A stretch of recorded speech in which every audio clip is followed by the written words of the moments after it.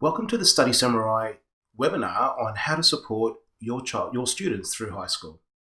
Our goal today is to help you reduce the pressure, stress and anxiety of secondary school for your students so that they can study and learn faster and easier. My name's Rocky Biasi. And I'm Prue Salter. I've been a secondary high school teacher and school counsellor currently in private practice for 18 years.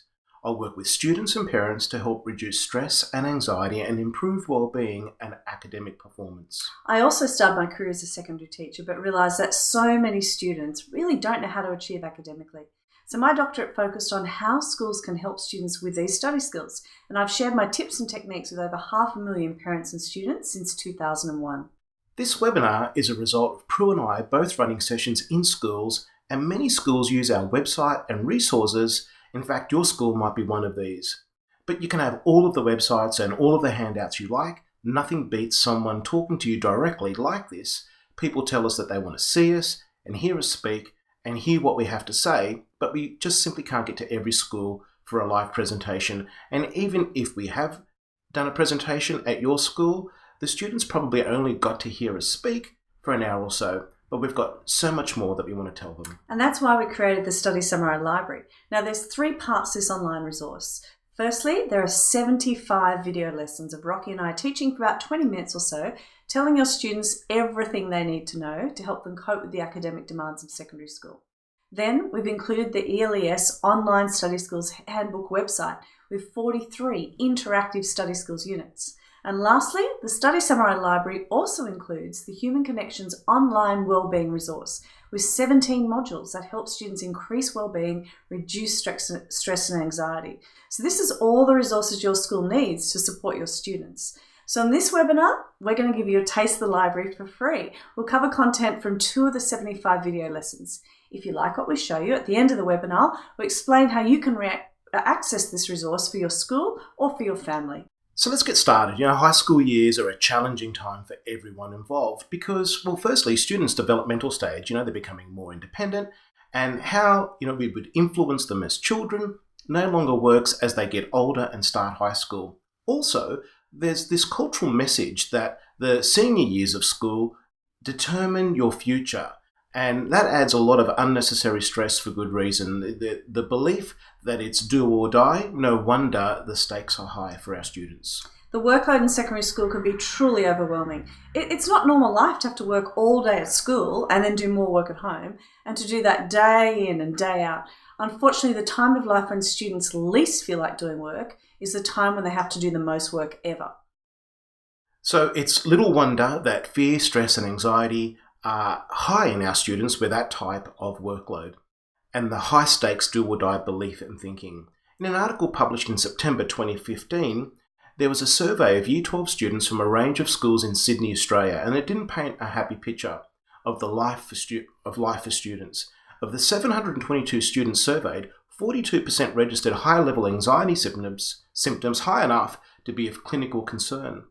The proportion is nearly double the population norm and larger than earlier studies. Of the total survey group, 16% of students reported extreme and severe levels of anxiety, while 37% registered above average levels of stress. The consequence of being in this mental and emotional state is that what we fear most, we tend to create. That is, poor performance and lower than expected results. So what's most needed is, and what's often overlooked, is the critical part a healthy and growth-oriented mindset plays in mental health and performance. Rather than just saying work harder to students, we need to be focusing on what's called the happiness advantage. And this is from Sean Achor, who's a world authority in positive psychology. He noticed that as a lecturer at Harvard, students most under pressure worked harder and performed worse when they didn't look after their own well-being. Instead, the students who were able to maintain a balance of work and wellness performed much better. This means that students need to apply strategies and techniques to manage the demanding workload. But if they're not in the right headspace, then all the strategies and the technique in the world won't actually help them. Once they've got the right mindset, they can then start to implement strategies to help them work smarter. The research shows that you need both mindset and specific study strategies to flourish through high school and life after school. That's why The resources in the online Study Samurai library address how to deal with mindset, well-being and mental health concerns, as well as teaching students study skills and time management techniques. Once students have the right mindset for success and they actually know what they need to do, then their confidence and well-being increase, and this creates optimal performance. And that's why mindset is one of the 2 topics we're going to cover in this webinar from the 75 video lessons. As so many parents are concerned about technology, the other topic we'll cover in this webinar from our list of topics is managing technology as a distraction. But don't forget, the 75 video lessons are only the first part of the 3 online resources that you'll find in the Study Samurai library. The second resource in the Study Samurai library is Dr. Salter's Online Study Skills Handbook website. And the good news is that if you've already subscribed to that site, then you only pay half price to upgrade to the full Study Samurai library. This basically gives you 3 online resources for the price of 2. The third part of the Study Samurai library is the online wellbeing resource developed by Rocky here, with 17 modules to help reduce stress, anxiety and increase wellbeing. Just to let you know, we'll be emailing you a copy of the slides in the next 24 hours of this webinar, but make sure you stay right to the end of the webinar to find out how you can access an amazing deal that we're offering today for the Study Samurai library. And if you have any burning questions during this webinar, feel free to put them in the question box. These will be emailed to us so we can get back to you. I want you to take a moment and think. What's the hardest part for you about supporting your students through high school? Let me tell you about an experience Prue and I shared, and it's a really interesting case study. It's Michelle's story. Often Prue and I run joint student development days for schools. I have half of the group, Prue then has the other half, and we swap. And in the break, we meet and often compare notes about students and how they're going. Every now and then, a student stands out, either because they actively seek our help, or after the session, we notice that what we were talking about is really resonating with them. And Michelle was one of these students. Rocky didn't show up in the break time, and that was no big deal. Often we're fielding phone calls, we've got students who want some personal help. So I started my next session. I found that there was a student there who looked like she'd been crying. Throughout my session, I couldn't help but notice how focused she was. She was hanging on my every word. Although she didn't ask any questions, she was really listening intently, scribbling madly in a booklet. At the end, she came up and asked if it was okay if she emailed me her study notes of feedback, and of course I told her it was no problem. Debriefing afterwards, I mentioned to Rocky that there was this girl who had seemed quite upset. And I immediately knew who Prue was talking about, as she'd been with me during the break time. She had stayed back after the session and said that she just felt so anxious all the time. She felt like the anxiety was paralyzing her. Each afternoon, she would sit and stare at her desk, but just couldn't seem to make herself actually do any of the work. She was falling more and more behind, but couldn't break the pattern, and it was having a major impact on her both at school and at home. After talking with Michelle, I found that much of her fear came from anxiety, from believing that she was not smart enough to get the results that she wanted, and felt that everyone else around her seemed to know what to do, but she seemed to have no idea. The fear was paralyzing her. I noticed one of her core beliefs was that she was just not smart enough, and her constant focus on the future and what results she'd need to achieve created a whole bunch of stress and anxiety, and this negatively affected her focus and concentration when she was trying to study. So I helped her see that this type of fixed mindset perspective was her problem, and that what she needed was a growth mindset view and a perspective. That is, to focus on the here and now, what she needs to get done and what she needs to do to improve. Now, Michelle left the sessions with 2 action plans, which were really exciting to see. The things that she wanted to implement from my session were focused around mindset, and these were to use the word yet. We'll talk about these later in the webinar. Also, feedback around improvement and reframing this notion of failure and mistake as not personal, but really feedback about how to improve. When she asked me about sending study notes, she showed me her action plan for my session, which was to create a study timetable for next term and to use the holidays to get her study notes completely up to date. I was thrilled that Michelle did actually send me her study notes, and we found ways to improve them as well. Now, while she didn't get completely up to date, she was 90% there by the end of the holidays, feeling very positive about her achievements. In one of her emails, she told me to tell Rocky that she was actually able to use some of the relaxation strategies to help her focus on what she could control in the present rather than worry about the future. So it was great to really see her, just with that little bit of feedback from us, that's right, really develop that growth mindset. Now, do you notice many students like Michelle, either in your teaching or perhaps as a parent? Now that we've looked at some of the difficulties facing students in high school, the next step is to try to address these. Obviously, different students have different concerns, and the Study Samurai Library gives you resources that you need to work with the students in both the academic area and the area of mindset and well-being. The two topics we have chosen to cover in this webinar are technology and mindset. So let's just start with technology, and I'll hand over to Prue. Okay, thanks, Rocky. So let's look at one of our topic areas today, something that's often a major bone of contention, which is the issue of technology. How can technology help rather than hinder? I constantly meet parents, teachers, and students who are frustrated by technology. Parents and teachers feel like students are just wasting too much time on games, social media, texting, just general time wasting, surfing. Some students also feel frustrated with themselves. They want to have some control, but they can't seem to find it in themselves. This can lead to enormous conflict, where parents and teachers are constantly nagging, students get angry, and it's just a source of continual conflict both at school and at home. The result, students fall behind their schoolwork. They're stressed about what they haven't done, and they're angry with themselves for not being able to be disciplined, and the results start to suffer. But when students learn to control their technology, and the use of technology rather than have the technology control them, they start to feel a real sense of achievement.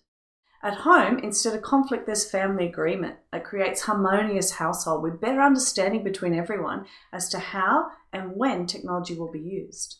At school, students can stay on top of their workload, stay in control, and cope better with the academic demands of school. Now, there's three components to the managing technology model, and you'll see these on the screen. We're going to look at each of these three in detail. The first one's about making a decision, second one's about drawing a line in the sand, and lastly, using technology to actually help. So if we talk about the first one, looking at making a decision, choosing how much time to allocate to schoolwork. Now, every school is going to be different. They'll have different guidelines. Look in the school diary, school handbook, ask your teachers, but I'll just give you some general guidelines because sometimes people don't like to actually say. So in the first few years of high school, students are usually doing at least half an hour to an hour each day. In many schools, they're saying around about an hour to an hour and a half on average. So that's about 7 to 10 hours of schoolwork over the whole week. The middle years of high school, it should be at least an hour. In many schools, the average can be up to an hour and a half to 2 hours or 10 to 14 hours over the whole week. But to be honest, I think if you can get your 9, 10 students doing around about an hour a day, that's pretty good. The senior years, the workload really starts to increase. To start off with, it won't be too bad, but they'll be doing around about an hour and a half to 2 hours a day. This will increase as students approach the end of their schooling. So most students in the year 11 years are doing around 2 to 3 hours per day, which is about 14 to 21 hours over the whole week. And in year 12, around 3 to 4 hours a day. That's like 21 to 28 hours over the whole week. So the first thing you need to do is have a conversation with your students and make it very clear what exactly is the right amount of time. What are the expectations? What works for both of us? Because there needs to be agreement. If your idea of what they should be doing is very different to their idea, that causes a problem. So schools need to communicate this to their students. These are our expectations. They need to tell the parents so parents know, and parents can have that conversation with their child as well. So you might have students who say, but I don't actually have any work to do. I don't have an hour worth of schoolwork. There's actually two types of schoolwork, and this is one of the little secrets to doing well. The first type is compulsory work, homework, assessments, preparing for assignments, whatever it might be. But if they finish all of that, the expectation in high school is that they then say, okay, I've got no homework. What else could I do to help me understand what I'm learning? We call this independent learning work. It's about saying, I need to step up and take some responsibility. I could go back over things I found difficult, make some study notes now rather than wait till exam time, do extra questions on things I'm finding difficult. So it's very important both for schools and parents to have these conversations with students, firstly around how much schoolwork they should be doing, and secondly, what types of things they should be doing in that time. So that's the first part of our model. The second part of the model is that we need to draw a line in the sand. That means we need to separate schoolwork time and personal time. So we need to educate students on the importance of doing this, keeping schoolwork time and personal time completely separate. Now, I think a very simple approach And this is if your student's not too busy. They don't have a whole lot of extracurricular activities. Very simple, as we say, we're going to work in half-hour blocks. In that half hour, no TV, no phone, we learn to focus a half an hour. If they cannot concentrate for a whole half hour, then make it 20 minutes to start with. So we've decided how much time we're going to allocate to schoolwork. If it's an hour per day, then I'm going to do 2 half-hour blocks every day. Half an hour when I go home, half an hour before dinner. They'll still get 5 hours or so to themselves. Senior students might be a bit different. If they've got 7 hours to play with, they might do an hour and a half when they first get home, have a break, another half hour before dinner, another half hour after dinner. They've done 2.5 hours worth of schoolwork. They've still had over 4 hours to themselves. If your student is super busy though, if they're someone who's got a lot of sport, a lot of activities, a lot of things going on in their life, this will not work for them. If they're really busy, I highly recommend that you encourage your students to think about doing a timetable. Don't call it a study timetable because that will turn them off completely. The way you frame is you say, okay, well, let's see what your life is like. Let's fill in all the activities, all the things you do. Here's what your life is like. Now let's fit in the schoolwork. This one that I'm showing you on the screen was actually a Year 11 boy who emailed me and he said, I go to the gym a lot. I play a lot of sport. I can't possibly fit in my schoolwork. What should I do? So I said, well, let's try a timetable. He said, oh, it won't work. A few weeks later, he emailed and he said, I can't believe it. He said, firstly, my parents have completely stopped nagging me. They can see I've got a plan. Secondly, he said, I'm actually getting a solid amount of work done, but I'm still having my life. I'm going to the gym. I'm playing my sport. He said, and because I'm focusing in those half hours, I'm getting so much more done. I cannot stress enough for students who have lots of activities, very busy, a timetable is the only way to go because otherwise life will take over and you'll find that you just don't get the work done. So we've made a decision. We've clarified how much schoolwork students should be doing. We've discussed that with the students so we're all on the same page. We've drawn a line in the sand. We've said we're going to keep schoolwork and personal life separate. We're going to stop doing work with our phone there. We're not saying no phone, no technology for the whole night. We're saying during that half-hour block, just focus on schoolwork. Now, the last one is for people who don't have the self-discipline and they can use the technology to help them. And these are some blocking tools. If your son or daughter, if your students in your school are easily distracted by all of these things on the web, then the best way for them to manage this is, of course, to have some self-control. If they don't have any, the good news is they can now actually download it. There's a program called Self-Control. Now, students in the school told me about this and they said it made their life so much easier. First one's some Mac computers, it's free. PC version is called Cold Turkey, also free. What students do is add in all the websites they're addicted to. Then they move the slider across for how long they want to block themselves out. And here's the nice thing, they can't get back into those websites until it counts down. Restarting their computer doesn't work, they can't uninstall it while it's counting down. It's a very clever piece of software. They can also choose to block out the whole web as well. But this is good because it actually empowers students rather than you switching off the wireless network, which some parents end up needing to resort to, or putting the phone in a locked drawer. This allows students to actually do that. Now, what about the phone? If your son or daughter has an Android phone, there's a very good app called Stay Focused. It allows you to block yourself out of other apps. If they have an iPhone, unfortunately, Apple does not allow one app to block another app. So there's nothing like this for the iPhone. I used to think the best thing to do is to switch the phone off and put it out of sight. For most students, that is the best thing to do. But if the students at your school suffer from what we call eye disorder, for example, they go to sleep and the first thing they do is as soon as they wake up is they check their phone. Or if they leave the house, they don't have their phone, they're anxious the whole day. Dr. Larry Rosen found that for these students, surprisingly, trying to just put the phone and resist it completely didn't work because the brain was still thinking and obsessing about the technology. So what he found is the students can take their phone, set an alarm for every 10 to 15 minutes, put on silent face down. Because they can see it, there's no separation anxiety. When the alarm goes off, they have a quick tech break, check, put it back again. I thought that's not going to work. Students are going to stay on their phone, but they found 3 things happen. Firstly, students were able to increase the time before they need to check. Overall, they spent way less time on their phone, and whole sections of the brain that were previously thinking about the technology were now focusing on the work. It was a really interesting study. For the die-hard students, if you have students who think they're not even going to be able to resist waiting for 15 minutes, you might have to use what we call and there are lots of other programs out there, of course, you can try. You'll see some of those on the screen when you get the slides. But for those die-hard students, you may have to try the K-Safe. Now, I use this for managing my chocolate addiction, but it's really good for technology as well. So the students can place their phone into the plastic tub, they spin the dial, hit the thing, and they say, right, don't open for half an hour, whatever it might be. Their phone's there, nice and safe, they can't see it, but it means that there's no possibility of checking the phone during that time. So some students might need that little bit of extra help from technology to actually manage the technology. So 3 things to help students manage technology, whether you're a parent or whether you're a teacher working in school. And I think it's really important for schools to take a lead on this, to make it very clear how much time should students be doing and what should they be doing. We need to communicate to students that they have to draw a line in the sand, keep schoolwork time and personal time separate, and teach them about the types of tools that are around, and new ones will come up all the time to actually help them manage that technology. Now, I also want to tell you a little bit of a case study about a parent that I was helping out whose son was highly addicted to gaming, year 11 boy.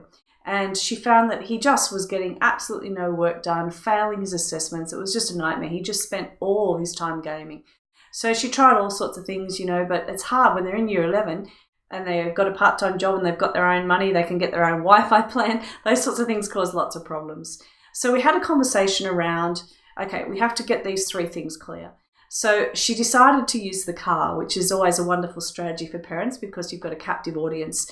The other thing with this, with working with students too, and again, whether you're a parent working with students in school or a parent working with your own son or daughter or a teacher, helping parents to manage these issues at home, because of course the parents come to the school, who else can they ask for help? I think it's really important to stress that we need to give the students time to process this. We can't expect them to take it all on board straight away. So the idea was to start having conversations with the student. So talking about, let's have a just chat about how much time. So 2-pronged approach. The school made it very clear what the expectations were for year 11. And then the mum said, let's have a conversation around that. How much time is realistic for you? This kid was not prepared to do 3 hours a night at this point in time. Okay, that's fine. He's only in year 11 for now. Let's aim for an hour and a half. So he agreed, yep, I reckon I can do an hour and a half. The next conversation came into the next part, which was drawing a line in the sand. So there's a discussion around how we're actually going to allocate this time. Do you want to have a timetable? Do you want to do all the schoolwork first and then do the gaming? Do you want to come home and get straight into gaming, then have a break from that? So rather than imposing on the student what you think is the best thing for them, it's coming to an agreement, giving them options, letting them think about what works for them, because different things work for different people. The last stage was to talk about using some of those blocking tools used during that time. So actually saying, okay, we're going to block out those gaming websites just for that half hour at a time so you're not tempted. And I think because, you can't change it overnight, but giving students, educating students about the process, the strategies and tools makes an enormous difference. So I'd like you just to take a moment to consider what has been your biggest struggle with getting a balance with technology for your students. What have been the things that have really you've found difficult in helping students use technology as a tool, but not let it become a major distraction? I guess one of the things that the whole purpose of this webinar is to get you think about, how can we do things a bit differently? We need to make some decisions. Are we going to keep doing it the same old way? Constantly punishing students, fighting with them about things and just not getting anywhere? Or are we going to try something different? And that's what the Study Samurai Library is about. It's about giving you tools so that you can take the information from our expertise and use that to help your students find a new way, find a new path. So that's our technology topic. Now, there's lots of things that both parents and students can do, of course, to help students manage technology in their lives. We just want to give you a taste in this webinar. But you have to know the options and you have to know how to frame it in the right way to students. So I'm going to pass over to Rocky now so he can talk about our second topic, which is all about the success mindset. Okay, well, thanks, Prue. What I want to talk to you about is the fixed and growth mindset. You see, some students are highly motivated and others just aren't as motivated. And there are, of course, many reasons students don't try that hard or aren't that motivated. And over the last few decades, a lot of research has shown that there's a powerful relationship between a student's mindset and their achievement. These beliefs have a big impact on a student's motivation, academic behaviours, for example, studying and asking for help, and how they respond to challenge and setbacks, and also their academic achievement.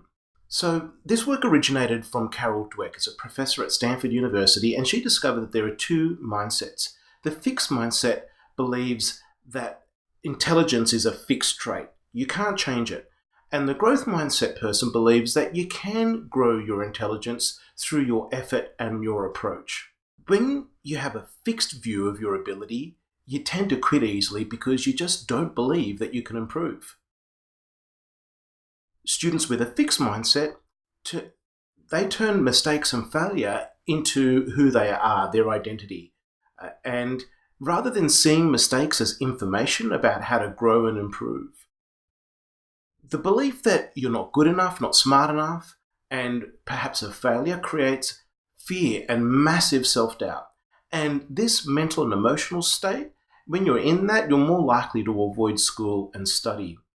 This creates a vicious, self-perpetuating cycle because procrastinating and avoiding schoolwork means that your results suffer.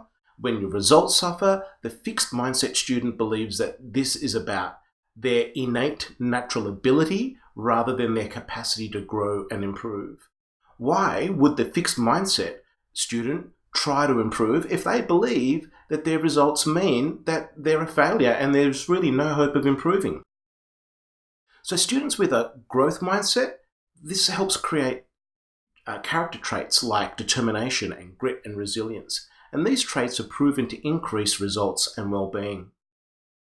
A growth mindset views failure and mistakes as an opportunity to learn and grow and how to get better and how to improve. And there's a distinct difference between the fixed and fixed and growth mindset student. The fixed mindset student will focus on the results that they've achieved, whilst the growth mindset student pays much more attention to feedback they've received and how to improve. So this is one of the strategies peak performers use. They push themselves past their comfort zone and almost celebrate mistakes as it points them in the right direction to improve their results. There are three consequences to the fixed and growth mindset. Your mindset affects the goals that you have, how you view effort, and how you respond to failure and setbacks. So let's go through these. So first of all, for students with a fixed mindset, their goal in school is to show how smart they are, or hide their perceived weaknesses. This makes the student much less likely to ask questions in class or seek out help from peers or teachers because that would involve showing they don't know something. Students with a growth mindset, on the other hand, their goal is to learn. So they're much more likely to ask questions if they don't understand, or to seek out help and try a new strategy if they're struggling. So let's have a look at some of the inner dialogue when it comes to this. Students with a fixed mindset are much more likely to agree with, the main thing I want when I do my schoolwork is to show how good I'm at it. Whereas students with a growth mindset are much more likely to agree with, it's much more important for me to learn things in my classes than it is to get the best grades. What about effort?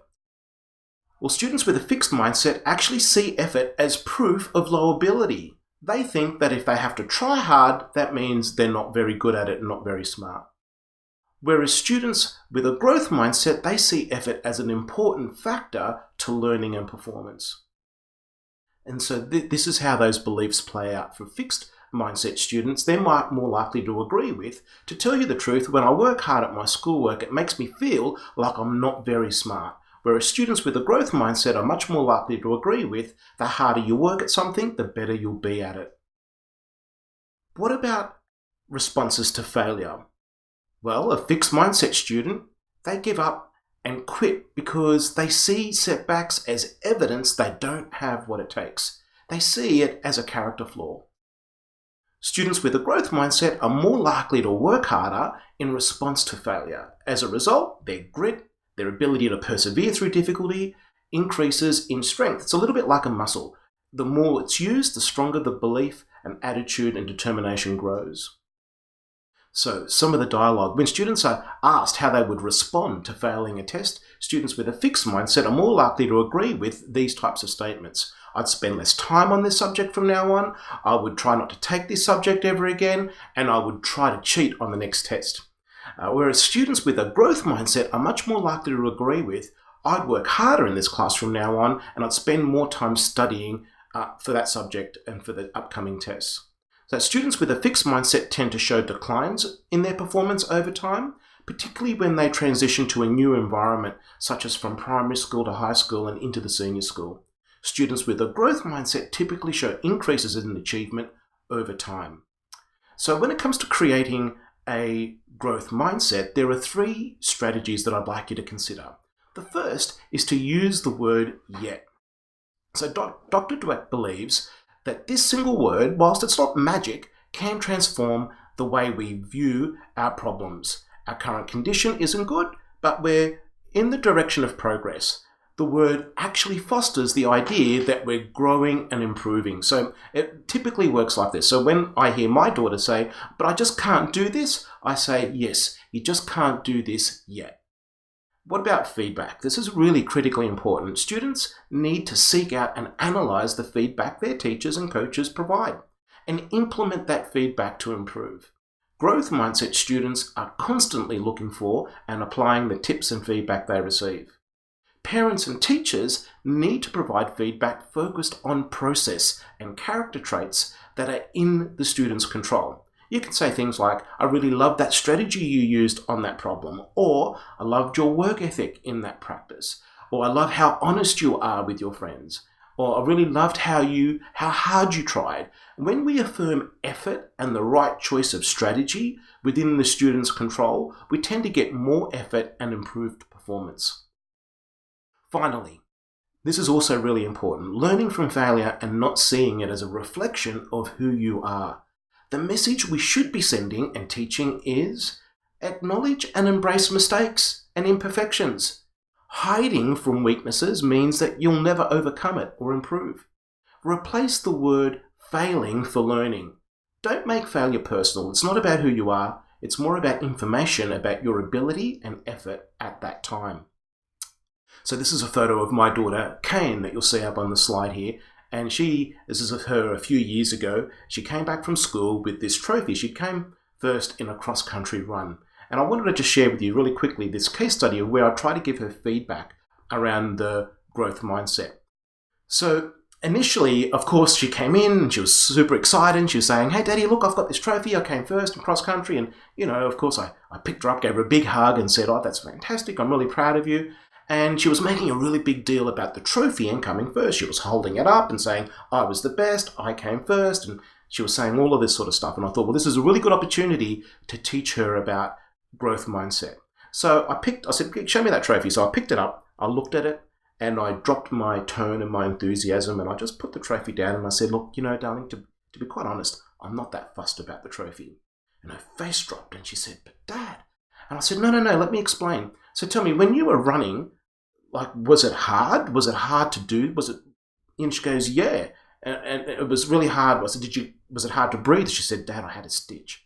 And I said, well, what about your muscles and, in your legs? How did you go? And she said, yeah, well, they were hurting, but, she just kept running, And then I said to her, what about your friends? And I said, did they stop or walk? And she said, well, some of them did. And then I picked up the enthusiasm in my tone and I just said to her, you see, I'm not that fussed about the trophy, but I'm super excited about what you did.